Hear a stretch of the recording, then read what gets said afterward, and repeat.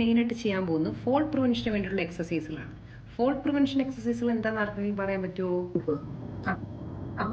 Balance കിട്ടാനല്ലേ നമ്മൾ വീഴുന്നത്. അപ്പോൾ ബാലൻസ് കിട്ടാനുള്ള എക്സസൈസ് ഒക്കെ ചെയ്യാം. അതെ, സീനിയേഴ്സിന് പൊതുവെ വരുന്ന ഒരു ഇഷ്യൂ ആണ് ഫോൾ അല്ലെങ്കിൽ വീഴ്ച എന്നുള്ളത്. സീനിയേഴ്സിന് മാത്രമല്ല, എന്തെങ്കിലും ഇഞ്ചുറി സർജറി ചെയ്തിരിക്കുന്നവർക്ക്, ആർത്രൈറ്റിസ് ഇഷ്യൂസ് ഉള്ളവർക്ക്, അല്ലെങ്കിൽ എന്തെങ്കിലും ന്യൂറോളജിക്കൽ ഇഷ്യൂ ഉള്ളവർക്കൊക്കെ ഫോൾ വരാം. സീനിയേഴ്സിന് മെയിനായിട്ട് ഇഷ്യൂ റീസൺ എന്താണെന്ന് ആർക്കെങ്കിലും അറിയാമോ? അത് മസിൽ വീക്ക്നെസ് കൊണ്ട്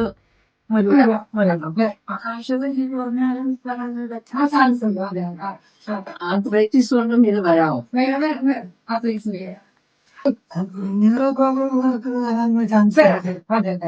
അതെ, അപ്പൊ നിങ്ങൾ പറഞ്ഞ പോലെ തന്നെയാണ്. മസിൽ വീക്ക്നെസ് കൊണ്ട് വരാം, അതുപോലെ കണ്ണിന്റെ കാഴ്ച ഒരു പ്രായം കഴിഞ്ഞാൽ കുറയും, അതുകൊണ്ട് വരാം. അതുപോലെ ആർത്രൈറ്റിസ് ഇഷ്യൂ ഉള്ളവർക്കും ന്യൂറോ പ്രശ്നം ഉള്ളവർക്കും ഈ ഇഷ്യൂ വരാം. അപ്പൊ അതിന് വേണ്ടിയിട്ടുള്ള 3 പ്രാക്ടീസുകൾ ചെയ്യാൻ പോകുന്നത്. ഓക്കെ, അപ്പൊ അതൊക്കെ എണീറ്റ് വന്നോളൂ. ഓക്കെ, അപ്പം നമ്മൾ ആദ്യം ചെയ്യുന്നത് ഞാൻ ജസ്റ്റ് കാണിച്ചു തരാവേ. നമ്മൾ 2 കൈകളും ഹിപ്പിൽ വെക്കും. നേരെ കാണുന്നൊരു പോയിന്റ് ഫോക്കസ് ചെയ്ത് ഒരു കാലിന് തൊട്ട് മുന്നിൽ അടുത്ത കാലെടുത്ത് വെച്ച് നടക്കാം. അപ്പം നമ്മൾ സ്ട്രെയിറ്റ് നോക്കിയിട്ട് വേണം നടക്കാൻ. പതുക്കെ സമയമെടുത്ത് ബാലൻസിൽ ശ്രദ്ധിച്ച് ചെയ്യാം.